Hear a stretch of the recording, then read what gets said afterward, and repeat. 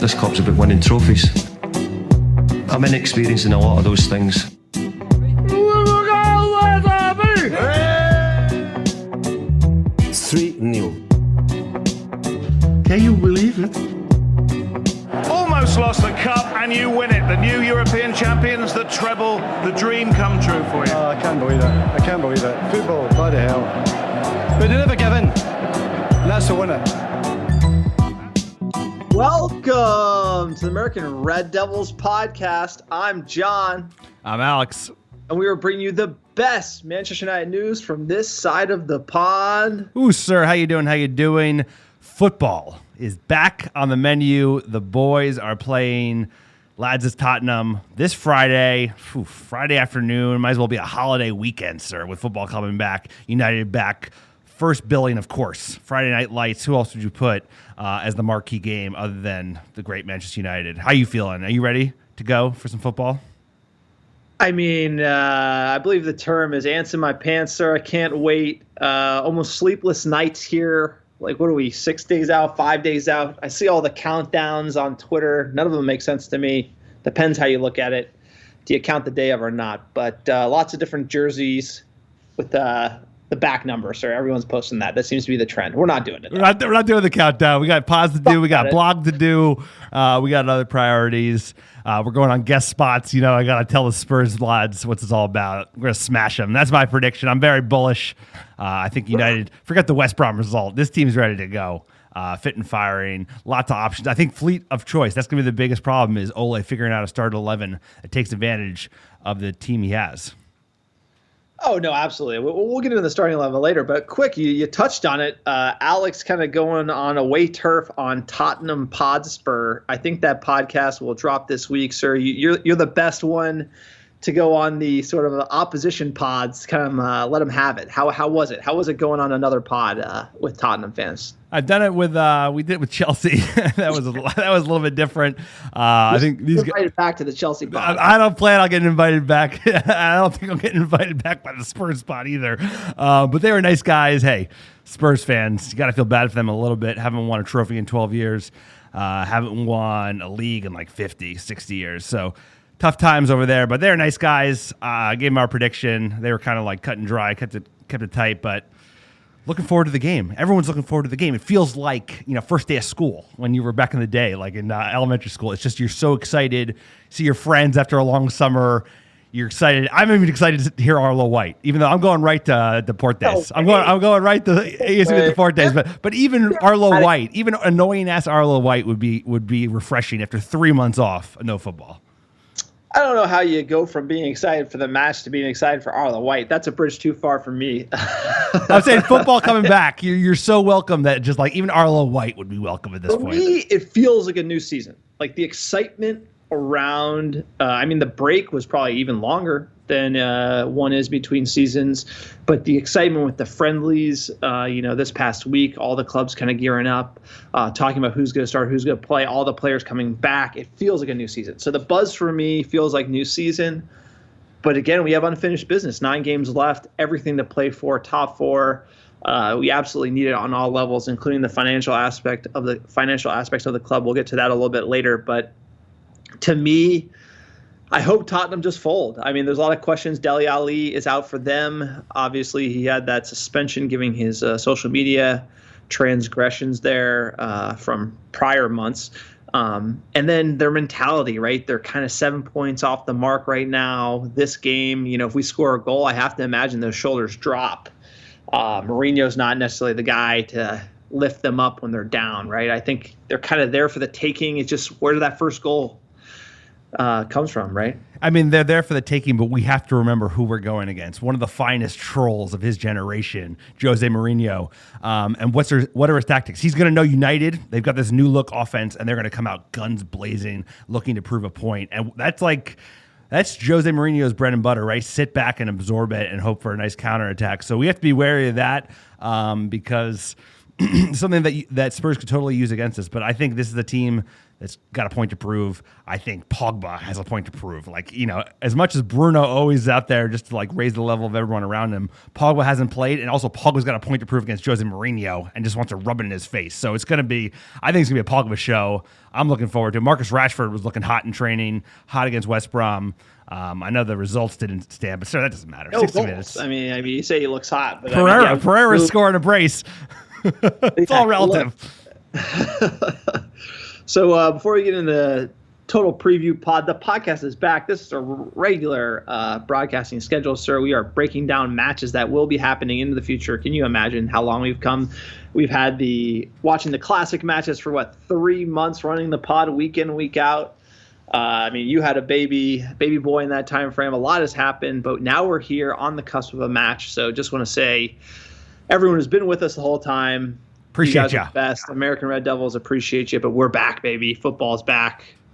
Absolutely love it. Cannot wait. I just, I almost have to pinch myself. I can't believe it's coming back. It's like you said, everyone that's been with the pod since the beginning, whenever you joined up, people that are just coming back from the break or with us during the break. It's been a hell of a run. We appreciate everyone. And now it's all about it. Football. We're going to have so many games to break down. We're going to have a game like every 2-3 days. Wives are going to murder us. We're going to be camping out in the backyard, but it's going to be worth it because, like you said, everything to play for. United, we're in the same position end of last year, fell on their faces. Nothing, no excuses really. I mean, obviously barring injuries, but there's no excuses. I can't handle that, sir. I can't handle that. I cannot handle. I know you can't. Us not making top four. I'm not even entertaining it because it would hurt so much on so many levels. It's just something I'm not even entertaining. So let's not even talk about that at this point. But quick, this podcast, for fans, by fans, American Red Devils, just me and Alex. I'm in my garage right now. My wife has the washer and dryer running. I cannot do the pod where I usually do it. He's been relegated. He's been relegated to the basement. Pod never sleeps. Garage, no garage, sir. On the side of the road or not, we will do the podcast. That's right. We do everything. Alex, you're on the audio board. We run the social media ourselves. Everything is us. No team, no backing, no nothing. Just for us. We do it for the passion. How much we love this club, sir. It's been almost 15 years. We've been following it. United till I die, and that's why we do it. If you want to help the podcast out, leave a review on iTunes. We're giving away a hoodie. You have to leave the review before Manchester United kickoff on Friday to be eligible, but we will pick the best review from iTunes and ship out a free American Red Devils hoodie. If you like it, you can check it out at americanreddevils.com. Click on store. We also have a kick-ass blog. Alex, you're the editor-in-chief. You run that thing.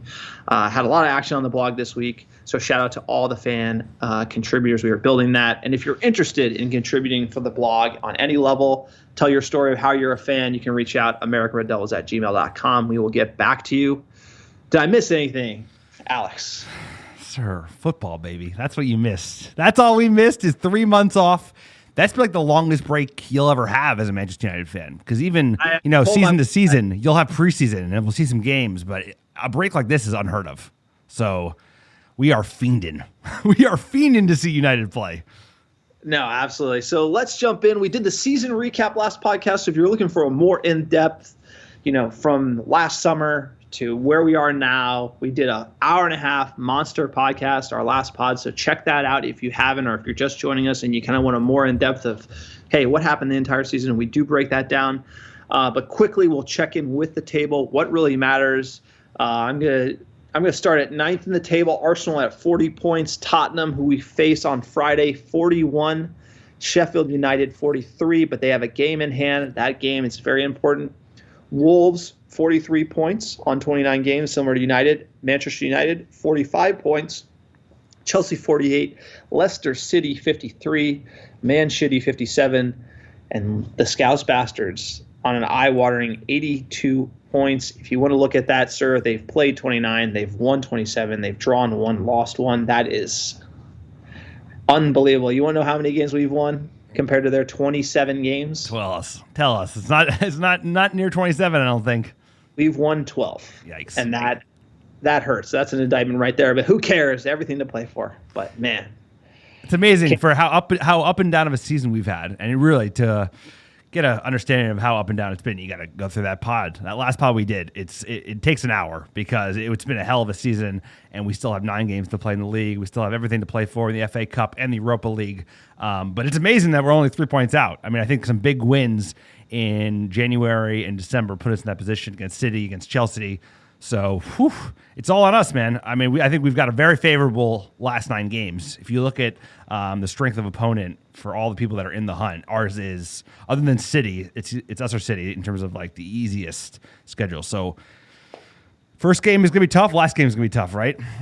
Spurs and Leicester, and then everything in between should be just bread and butter. But hey, those have been the hard ones. It's been the big matches that we've come off better.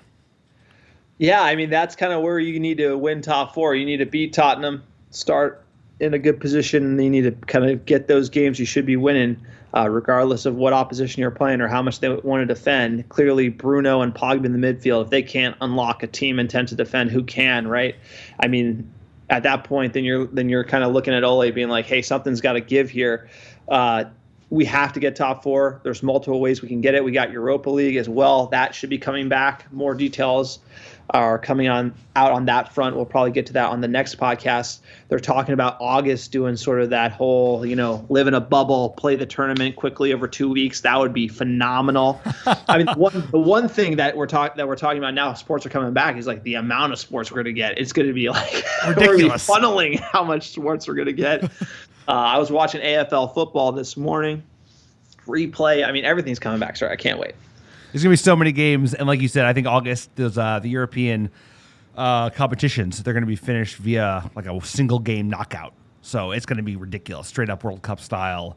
I don't know if they're going to, we're going to play Alaska again to settle that. But it should be exciting.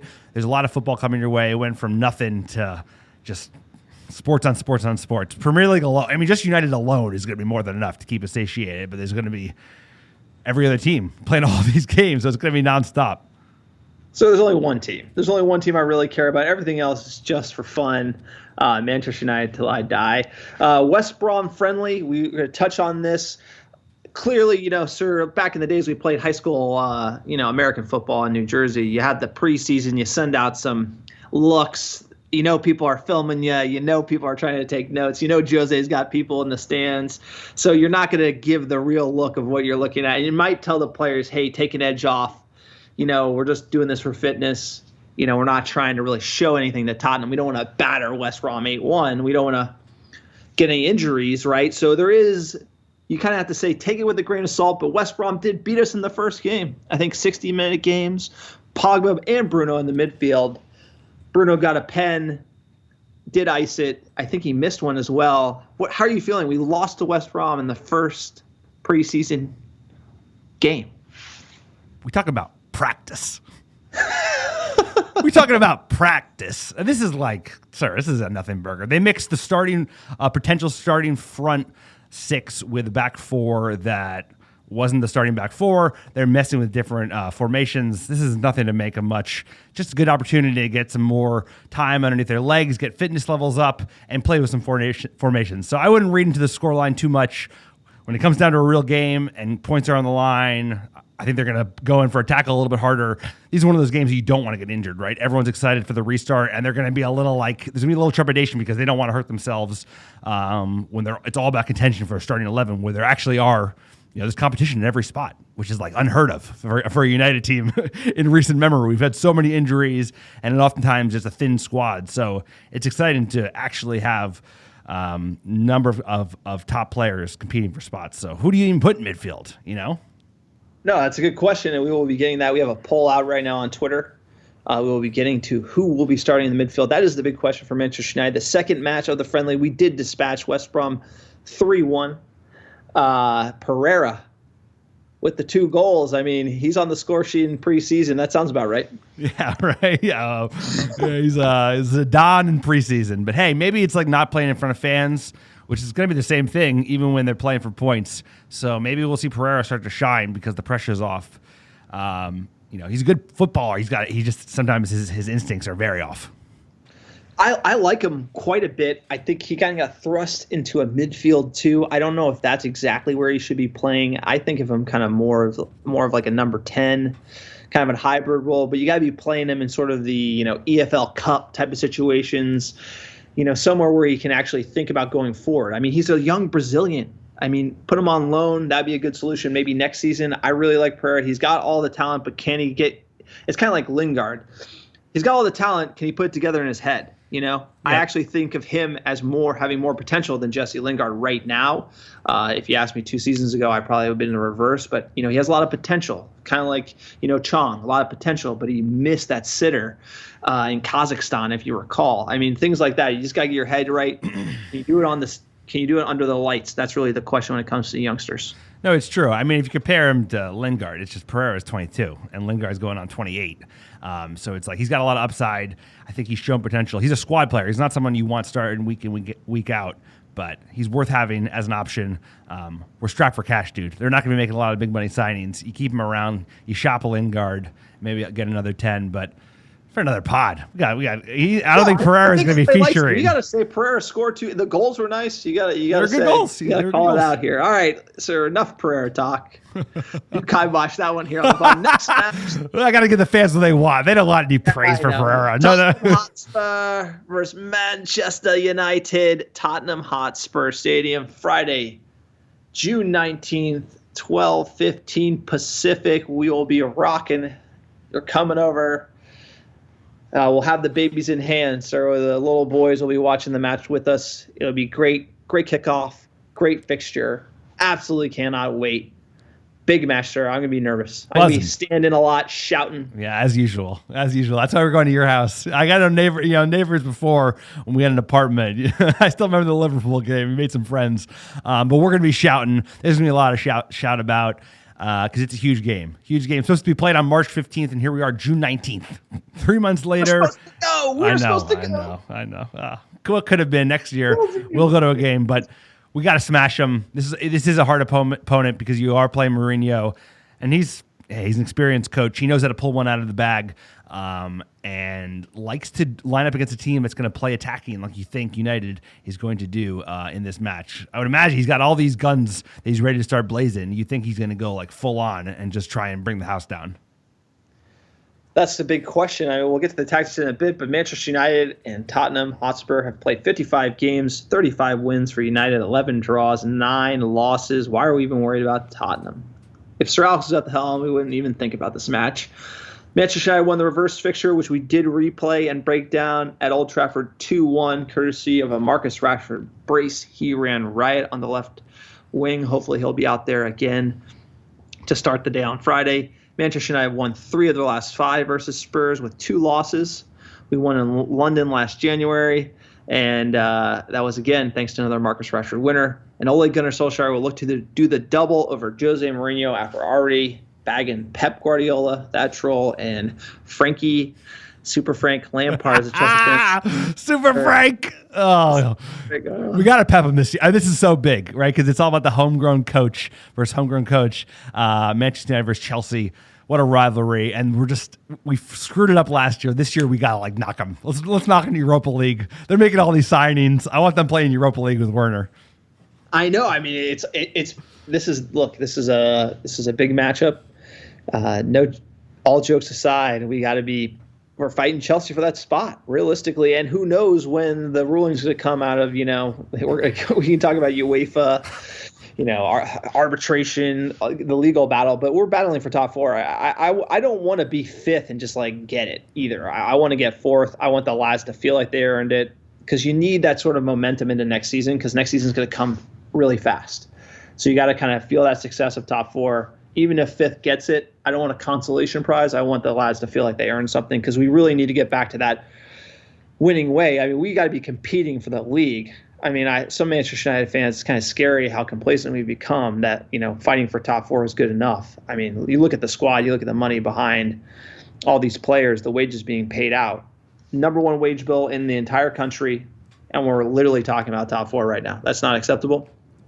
Talking about the Spurs side, win would put them within 2 points of United. A United win would see them 7 points ahead of Spurs. I think this is a must-win for both sides for a lot of reasons. I think Jose Mourinho has a lot of headwinds Apparently Vertonghen, he might be headed out. I think there's a lot of players uncertain about where they stand right now. I think they're kind of headed for a clearing out, a rebuild, if you will, with Mourinho at the helm. Who knows how the mood is around Tottenham right now? I think this is one of those teams, talk about teams that got screwed because of COVID. A lot of teams will say that, but United for sure, right? Look how cashed up we are, but Spurs, right? They just financed this brand new stadium with all that debt. They thought they were going to be able to sell Harry Kane for cash, like $200 million, $150, and just clear it, do some new signings. Dude, no one's paying that for Harry Kane, for an injury-prone Harry Kane, no way. So I think they're in trouble, especially Jose Mourinho. He's going to expect signings. He's going to expect a kitty to make some deals across Europe, and I think he's going to start whinging real soon. As soon as that summer window opens and they don't make moves, he's going to start whinging. So jumping to the Manchester United team news, the big ads, Marcus Rashford and Paul Pogba are back after long injury layoffs. Pogba, almost a season-long injury layoff there.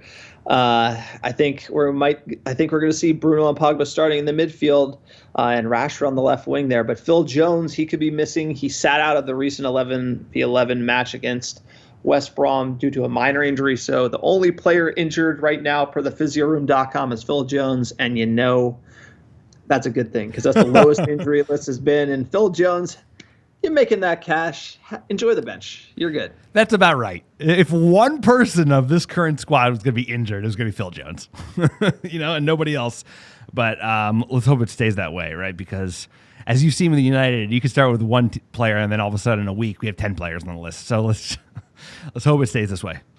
Tottenham team news. Harry Kane, he came back from injury like you mentioned, but Dele Alli has got a 1-match ban from the FA due to a racially insensitive joke about coronavirus that was posted on social media a few months ago. So interesting, the ban was held down this week, so he will not be facing us. And the way Jose has set everything up at Tottenham, Dele Alli is the main man, and they won't be having him. So I think there is kind of a little blow to Tottenham there. But again, this is preseason type matches, so anything can happen. I watched a 10-man AC Milan take Juventus to the death, and it looked like they had, obviously, you look at Juventus, they got 11 players, all stars, but when they don't have that fitness, they lose their edge. And against a 10-man AC Milan, they didn't even look like they were going to do much. So yeah, I think United have it. If they have the fitness, I think they'll have it. Clearly, we have the depth at midfield.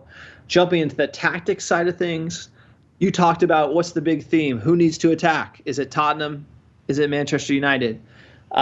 You seem to think Ole's going to come out guns blazing and Jose's going to sit back. That's exactly the opposite happened in the first fixture, sir. Right? So you want to go into why you think it's going to change? Well, I just think he's got a different set of assets at his disposal than versus the first season, right? I don't remember. Did Pogba feature when we played at home? I don't believe he did. Nope. He did not. So you're going to have Pogba, you're going to have Bruno. Obviously, Rashford was lights out in that game. So I think given those players, and the team's on the ascendancy, I think he's going to go for it because I think they're going to play a slightly different style than they have been playing. In the big games, we've sat back and countered, right, with speed with either Marcus Rashford or Martial or Dan James into the space. I think now, given how many playmakers he has in his starting 11, I think it's going to be a different setup. Okay, well, so the way I've thought about it from the tactical perspective, looking at how Tottenham have kind of been building up, essentially Tottenham under Mourinho, they play the 4-2-3-1. Obviously, Ole, he'll be going with the 4-2-3-1 as is tradition. Hasn't really budged from that much other than big oppositions playing that 3 at the back. But the way Jose likes to do it is he likes that 4 at the back, and he wants the attack to build from Aurier, the French right back. He is the one who comes forward, and then Tottenham are actually playing a back 3 when he kind of leads the line. I think the Dyer Winks 2 midfield pivot, clearly I think we have them beat there. But you'll notice the one thing the key matchup I have outlined here from a tactical perspective, when Aurier goes forward, Rashford's going to try to get behind in that space, right? Even though Tottenham has that back 3.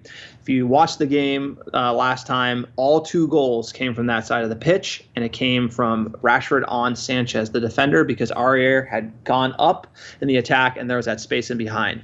Clearly, I think Ole is going to look to exploit that again. I think you're going to kind of see more of a stalemate. We're playing in their house. Tottenham needs the win, right? They're more desperate than us. We always sit back, and I think we're going to look for Pogba and Bruno to unlink and hit them on the counter, right? We're going to play with Dan James, Martial, Rashford. There's going to be spaces in behind Tottenham. Tottenham, I think, needed more than us. We're going to sit back, and then we're going to look for that midfield to unlock the counter. The problem is, at the end of the day, it's about fitness, right? You're taking into account this new thing. We got 5 subs coming on too. So who has more depth? I would say that's a point for Manchester United in the middle of the park, especially. We got Fred, we got Matic, we got McTominay. So lots of reinforcements coming in the midfield for Manchester United. I think that is where we're going to win the battle. Essentially, how we do that. I just don't see a Tottenham very compact defending when we're trying to break them down. I don't see that situation as much as maybe you do, but open to disagree there. Manchester United are purring. It'll be very interesting to see where it plays out. You're right, because the team before lockdown would have had a different approach. But maybe I'm expecting too much, expecting him to change what's been working. But you're just bullish. Fitness, you're like, dude, I'm I'm buy at the moment. But the good point that you brought up and touched it on again was the fitness. It's going to be all about the fitness, and you've seen that in the Bundesliga matches. Some teams just look much fitter than others, and they've been able to exploit them with speed. And you've seen how important speed and just like your ability to weather the game has been in those matches. So I think it's going to be huge because not everyone's going to be on the same level. I think United, they kept up a high standard. They came into the break, good form, and I think everybody knows there's competition in the squad, and they wanted to come back fit. And everything we've heard is that the boys are fit. So that should be an advantage for us as well. But obviously, it all comes down to the rubber hitting the road, as they say. Yeah, but here's the thing: Tottenham are light in the middle of the park. Right, without Lee, they got Lamella, they got like a few no-name guys they can throw in there. But assuming that it gets to those 5 subs matter, advantage United. I think that could be where the game's won or lost, right?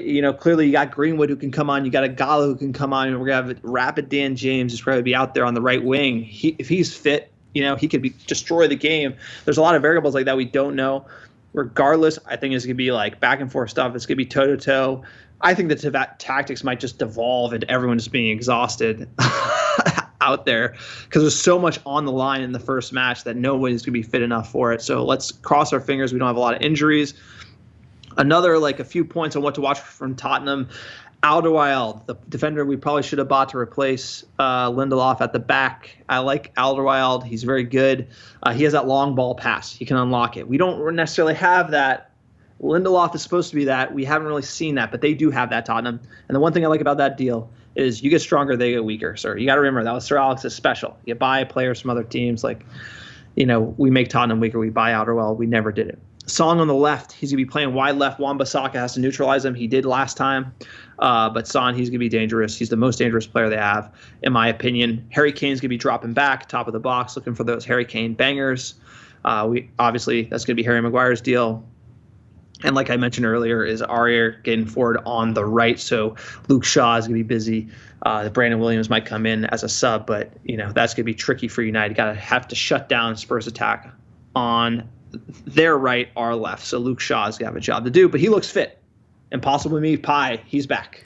Lean, mean Luke Shaw. He looks good. Matic, he's got a position to play as well. That defensive job he's done in shoring up the back line has been huge. So I think he's a guaranteed starter as well. Because they have a lot of dangerous options. Harry Kane, like you said, those bangers, they do pop up out of nowhere. So it's going to be a huge match. So much on the line. It's so important to get things going on the right way. So if we can get a win at Spurs, and a big one, that would be huge for morale.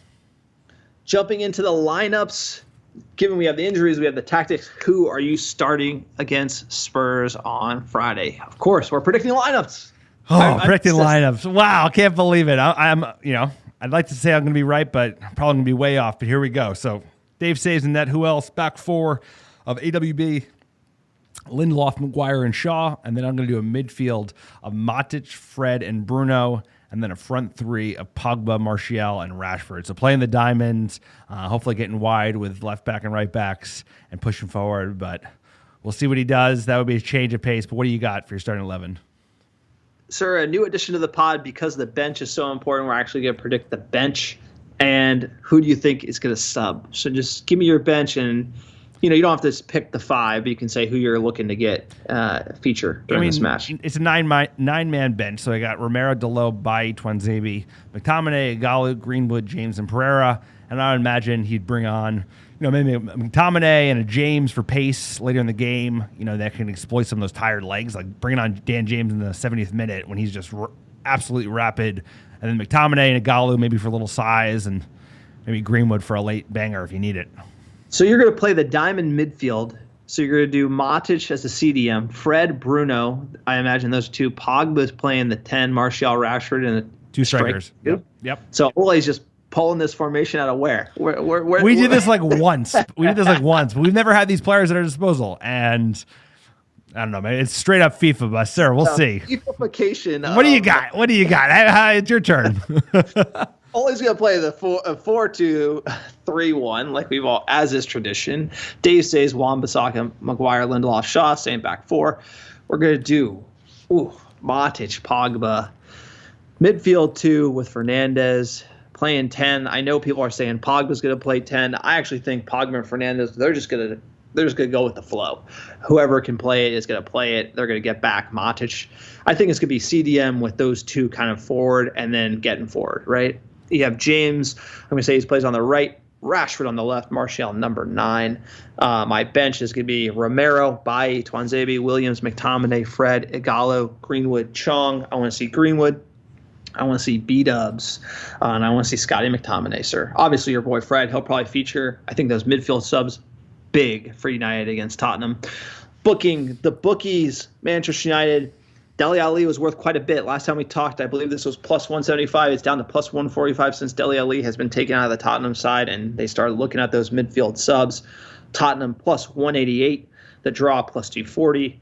Again, I got my money on Manchester United plus 145. All day, baby. I love that. And I'm going to stick with the same prediction that I put on the Spurs pod, sir. 3-0. 3-0. Clean sheet. That would be great. I think, we're going to need a big performance out of that back line. I really think defense needs to shine in this game. You have Song, you have Lucas Moura. We haven't talked about him at all. There's a few tricksters, sir. I'm not that worried about Lamella. Lamella. You can keep Lamella. I'm good on Lamella. Lamella. I'm going to say 2-1, same score as last time. Someone's going to go. I'm going to say Son gets a goal, but Rashford, I think he's going to get a brace again. He's too much on the left-hand side. Sanchez and Aurier, they can't handle him. He's our man. He's back from injury.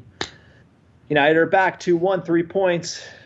How good does it feel? Can't wait. I mean, there's bookie nods. We're predicting the lineups. This is coming back. This is real. I got to pinch myself. I can't believe it. All right, so let's jump in. United in the news. We're going to start off here talking about big business and the big business of Manchester United. I wrote a feature article on americanreddevils.com this week. If you haven't seen, you should check it out. It's called, the title is Manchester United are running out of cash. Full financial analysis. That is right, sir. If having a full-time job and a baby is not enough, I spend my waking hours in the morning at 6 a.m. working on my financial model for Manchester United. And it's kind of the crossroads of two things. I nerd out on the finance side, and I love Manchester United, and they're public. So I encourage all fans. And this is one thing that there is a blind spot here as far as Manchester United coverage goes. In England, it's almost like they're not covering it at all. They cover the revolver a little bit, but they don't get into the real analysis. I have to imagine where we are today. They're a public company. All their financials are public. All the details are public, but we're just not seeing that narrative put out there. I have to imagine it's because the shady Neil Ashton, the same Neil Ashton from The Sun, I don't like him at all. You can find him on Twitter. If you don't know Neil Ashton, he's hired by Manchester United for PR purposes. I'm sure, they're thick as thieves. They are the papers in London, sir. They roll deep, right? Neil Ashton, he can kibosh some articles. So the only unbiased articles on this you're going to get are americanreddevils.com, our blog. So there you go. Just to touch on it, without boring you, I posted the full operating model there through FY 2021. That would bring us to, I forget exactly where, June of 2021, exactly. Yep. And the whole issue is that Champions League is going to determine whether or not the Glazers are going to run out of money, right? They have so much money they owe outstanding on old transfers, about 180 million pounds that's due this calendar year. They also are running at a deficit because they don't have match day income. That's a huge hit to them. So they're probably going to be losing upwards of 120 million pounds on top of everything they already owe. And if they don't make Champions League, they could run out of money, sir. I'm pulling up the article right now to get the exact numbers for you here. If they don't make Champions League, they will run out of money in the third quarter of 2020, so by the beginning of next year. So January 2021, United are out of money. Does that mean United just go bankrupt? No, it does not mean that. It just means they need money from other places, so they need to issue more debt, or they need to, sell players to fund their losses. But Manchester United are in a serious cash crunch. And why is that, right? A lot of people said, how could this be? Manchester United make a lot of money. They're worth $3 billion. We talked about the Saudis. We talked about everyone. They make 600 million pounds in revenue every single year. How could they be out of money? Well, the answer is because they've been running it. The clown, Ed Woodward, has been running this club into the ground. And basically what they do is they just take all the money out of the club, right? So any profit, they just put in their pockets. They're not concerned about, saving money for a rainy day. They literally got screwed. This couldn't have happened at a worse time for the club. 90 million in cash, and then their match day revenue completely goes to zero. That's really crisis stuff for Manchester United, and they're really desperate. In my article, I also talk about what can they do, what options do they have. Well, even if they make Champions League, they're going to run a cash balance of maybe around 50 million. It all is about when fans get back in the seats, and I had that in my financial model at the beginning of 2021. Even then, I think that's conservative. I mean, how are you feeling about when Manchester United is back to booming from a revenue perspective? Like, how long of a storm do you think this is? I don't know. It's a good question. It's so geo to geo, right? Because like we were talking a couple of weeks ago, and UK was on par with the United States. Now look at it. UK is way more in control in terms of the numbers going down versus the US just kind of flatlining the way they have been for almost a couple months now. So, and then you have in New Zealand, people are back in sports, right? They have no cases, and they're at rugby matches, and there's fans in the stadium. So it's very possible. 2,000 cases, like less than 2,000 total cases all day. I know they have like no cases. They basically 1,000. So it's like it's an island. I know, and it's a small country with a small population, and it's a different case. But I think like starting at the beginning of next year, calendar year, is likely. That sounds about right. Maybe it's 25%. Maybe it ramps up through the year, but that feels about right in terms of timing. Like I think we're still 6 months from fans in the UK sitting in a seat. No, absolutely. And here's the thing about the Glazers is, we can debate about the assumption in the financial model, which I've laid out in the article. They're very conservative. I want to emphasize that point. I literally just took what's publicly available and did the math. It's pretty straightforward. They basically have no money. And if they don't make Champions League, they're pretty much broke. So what they're going to need to do is raise more debt. But the problem is they already have 660 million pounds in debt. They haven't paid it off. So even the debt that they put on the club, they don't even try to pay off. They're not trying to pay it down over time. They're just trying to leave it there because someone's going to come buy them, right? That's kind of the strategy. So they're over levered. So even if they got debt, it would cost us more. It would basically handcuff the club more as far as transfers go. They're probably got to stop paying their dividend, but that's only $20 million a year. That's not even going to help. They could sell players to raise money. I bet they had to be betting on selling Paul Pogba. They can lay off employees, sir. Or the one thing I wrote in the article is they can sponsor the stadium. This is probably the most likely thing that they do, right? It's essentially they sell the name of the stadium. They probably generate like $100 million, and then they can weather this storm. Now, look, this is a storm. Manchester United will weather this storm, but the reason why they're so screwed are the Glazers, because the Glazers have fucked the club. I mean, they decide how to run it. They're running the business like a used car lot. It's really embarrassing. And all fans should know, like when you buy United merchandise, you're literally packing their pockets. It's not going on the pitch. It's pretty bad news. I wish it wasn't run like this. I mean, for me, I didn't even know what it'd be like, and I did this analysis, and it literally blows me away of like how terrible they're running the club. So just take what you think they're doing and just ratchet that up to like an offensive level. So like all fans should be educated on this topic. We should demand that the ownership invest in the squad. I mean, like we're gonna look at a transfer window, no transfer, sir. There's gonna be there's like no money available for upfront transfers. That includes making Champions League. Like, how do you feel about that? No, I mean, this is the thing. It's like it's getting no coverage at all in the UK. It's like, business as usual. We're going to spend all this money on transfers. United have this big kitty. They drew it on this revolver. At the end of the day, this club has been driven into the ground by just like greedy owners that have taken every dollar off the table that they possibly could, haven't reinvested a cent, right? Haven't reinvested a fucking cent into the stadium, into the team, into the administrative level. And it's a shame, right? Because they left them in this position where United really should be able to exploit the market. We should be able to splash cash around like, dude, I hate to say it, but Abramovich has got money to launder. He's got money to launder, and 2020 is a great year to launder money in football transfers if you have cash. And we got no cash, right? They're spending money. We should be in a position where like the final chunk before we push for a title, and instead we're like on our back foot. It's all on Champions League, ride or die, and we're really in a tough position. So it's almost hard for fans to stomach. It's like the team they love. How could they be in a dire position? Right, they've been a successful club for the last 30 years. They've won all these titles. They make wicked amounts of money, but it's the debt. They put so much debt on this team without paying it down. It keeps going up and up and up and up and up. And here they are with a financial crisis, with an economic crisis, and they're in trouble. The thing about it is, look, I love this club more than anything. I literally don't. We love this club, dude. I don't have an agenda against the Glazers. I'm just gonna call it what you have to look at something for what it is, and it's just like they've taken 1.5 billion pounds out of the club, so much so that they've put the club in financial dire straits into a pandemic. I mean, I can sympathize. How could you see the pandemic coming? How could you ever see match day revenue going to zero? Right. I mean, they don't even have that risk factor in their 20F filing. It's like, how can match day revenue disappear? But if that happens, they're kind of fucked.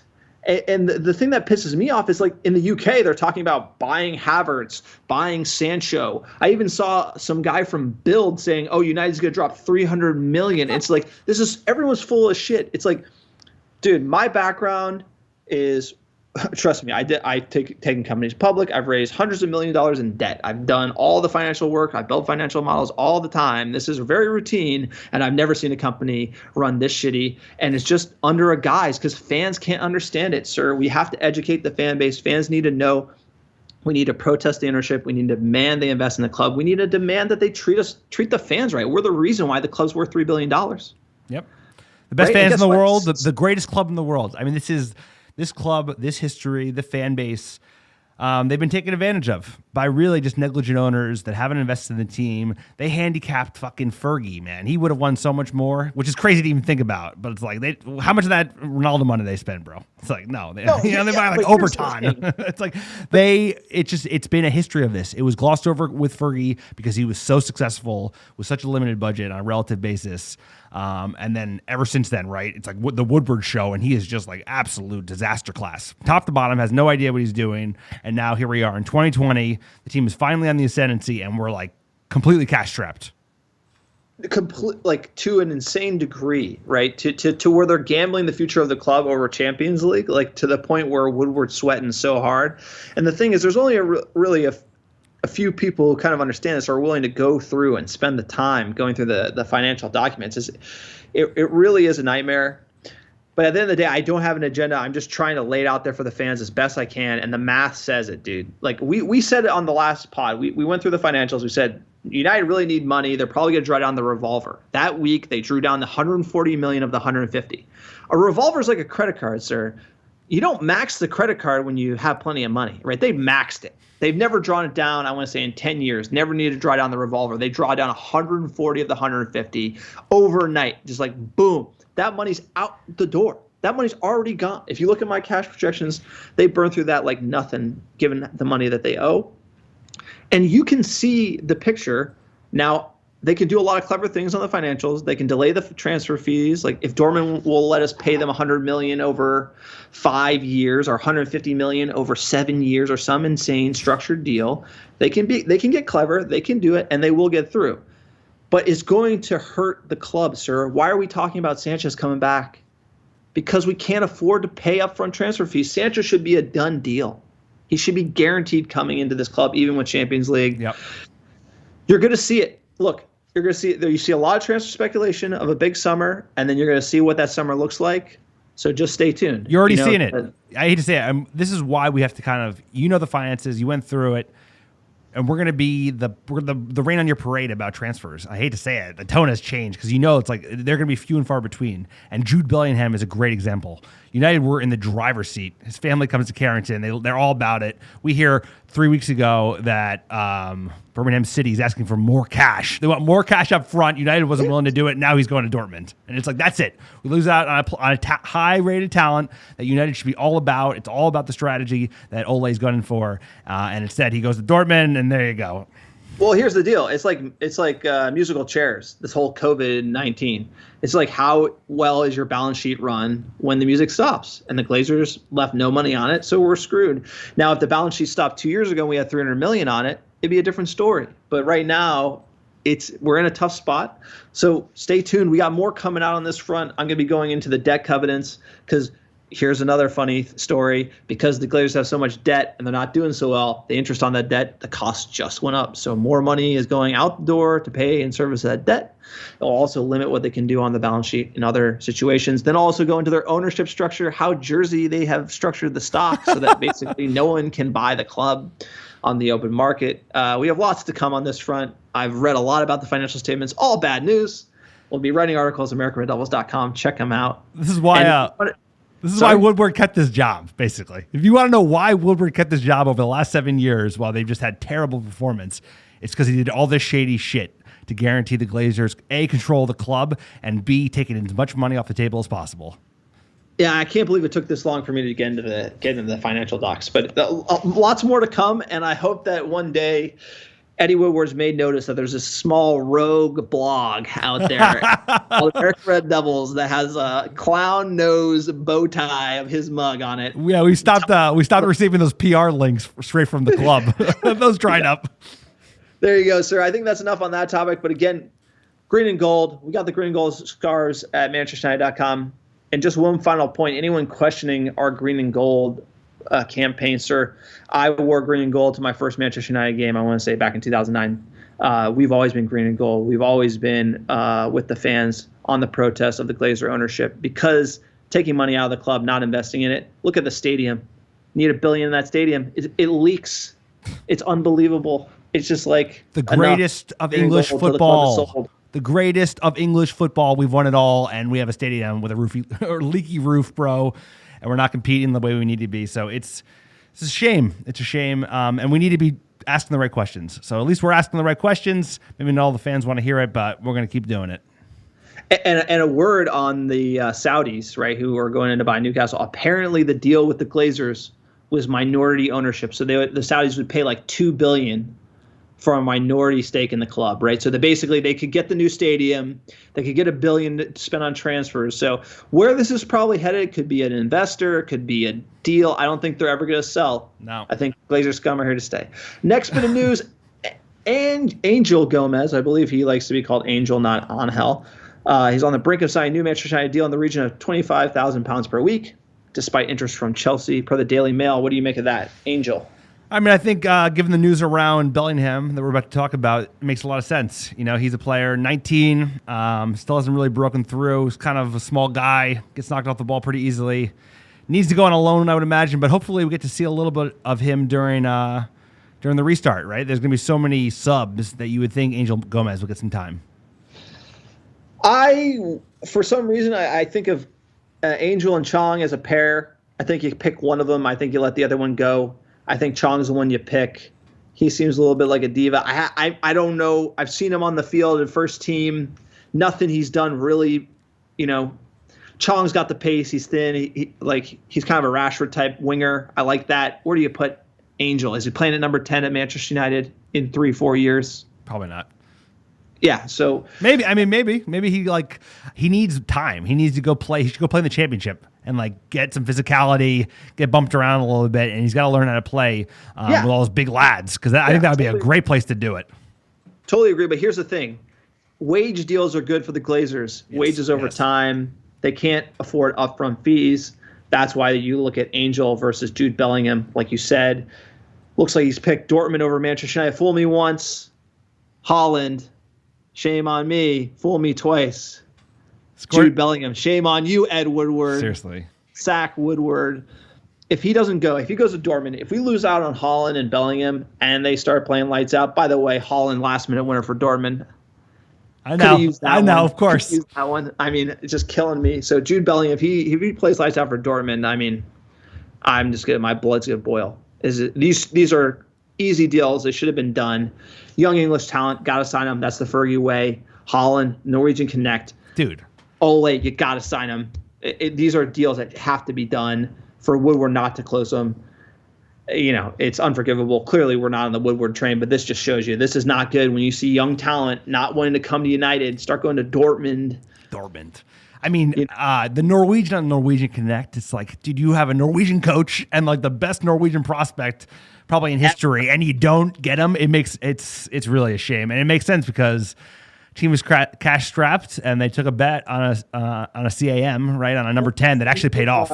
If they're new, we don't pay agent fee policies all of a sudden, right? So next bit of news, Ole Gunnar Solskjaer, and this is kind of a vague quote, but he did insist that Dean Henderson will eventually become the Manchester United and England #1 in the future, sir, per the Manchester Evening News. I like Dean Henderson, signed the loan deal with Sheffield United, barely got it done, but here's the catch, can't play against United when we face Sheffield United. I said a lot of bad things about Ed Woody on this pod, but that's one where Champions League. Fighting them, he's not going to play. That's great. And he's great when he plays our top 4 rivals, right? Because he's pesky defense, and they've been a solid team this year. So I think he'll go for another year at Sheffield and continue to grow. That's to the end of the season. That's the end of the season. But I think even he'll extend another year, I would imagine, because they're not ready to. So you don't think Dean Henderson's pretty good? I mean, I like Dave Sayers. And he was untouchable to me before the last 12 months, or maybe even 18 months. He leads the league in goalkeeping errors, sir. Errors leading to goals total. He leads the league.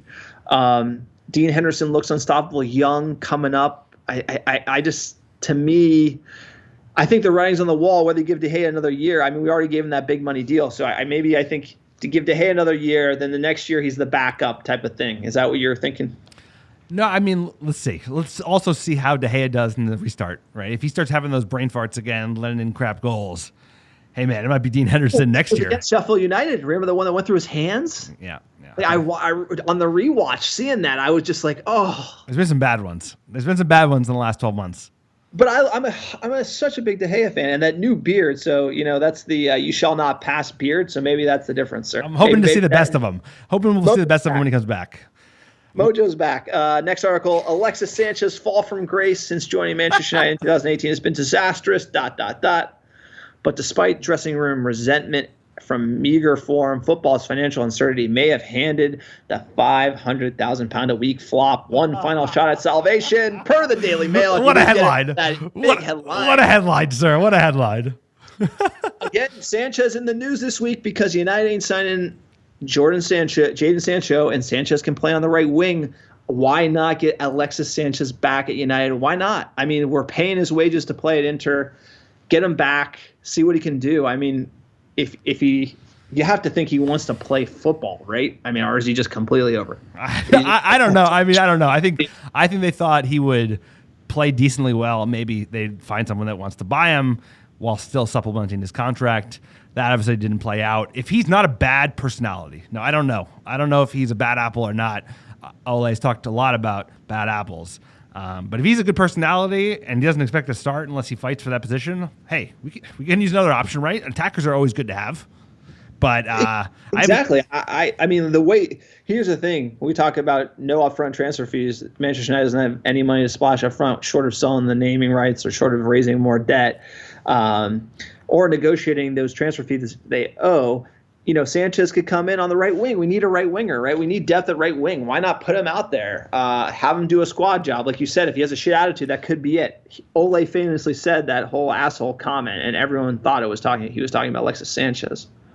No, it's true. So that'll be the decider, right? It's like if he's such a cancerous personality that it's better off just not even having him available, then we'll see what happens because they might keep paying his contract to play in Italy. Walk his dog in Milan. All right, that's the news. Getting into the fan questions part of the game here, we have a question from Tyler at I Node It All from Tyler Node. I like that handle. Shout out. Quote, United finishes 4th, wins FA Cup, wins Europa League, and signs Jadon Sancho. What grade would you give the season? A. A plus, baby. A plus. I mean, is there anything else that you want out of that? Third. I take third, but I'll take 4th, 2 pieces of silverware, and the hottest prospect in Europe. Yeah, no, absolutely. I mean, that would be. So I'm going to call that best case scenario. That is A plus, right? Because you get Sancho with cherry on top as well.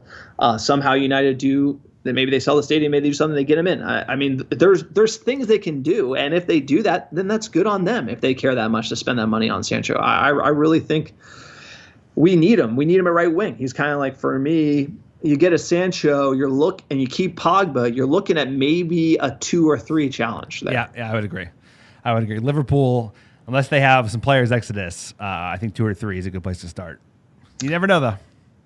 You never know. you never know. I mean, we're going to get to the preview pod next season. Alex is going to be like, we're going to win the league. Let's finish this season first. Let's. If we get an A+ finish, then we can talk about the league, winning the league. If we flounder again and finish freaking 6th, that's still possible.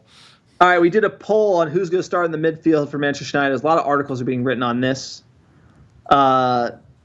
Leading the line right now is Pogba, Bruno, and Fred at 38% of the vote from the fans. Coming in second place to that is Pogba, Bruno, McTominay. Third at 29% of the vote, Pogba, Bruno, Matic. And then the lowest probability would be Bruno, McTominay, Matic at 3%. Some people are also saying, everyone's hating on Pogba here. People don't think he deserves to start. Some people are saying Fernandes, Fred, and Matic as well. So, there's a lot of midfield combinations. I'm going to chalk that up as, you have a lot of decisions like that as high-class problems, right? It's good option. Yeah, it's good problems to have. You want to have too many players to choose from.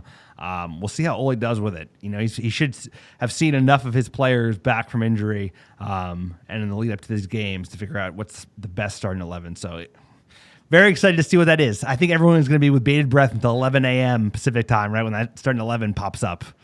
But 38% of the fan vote, clearly a FIFA-esque team, Pogba, Bruno, Fred. No care for defense in the world. Yeah, right?